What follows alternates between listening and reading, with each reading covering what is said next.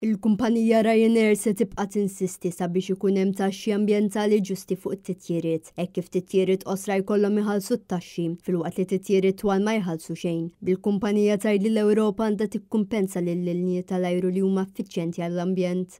Dan sostnih il-kap tal-eżekuttiv tar-Ryanair Michael O'Leary f'konferenza tal-aħbarijiet li saret fl-uffiċċini tagħhom f'Talpjetà.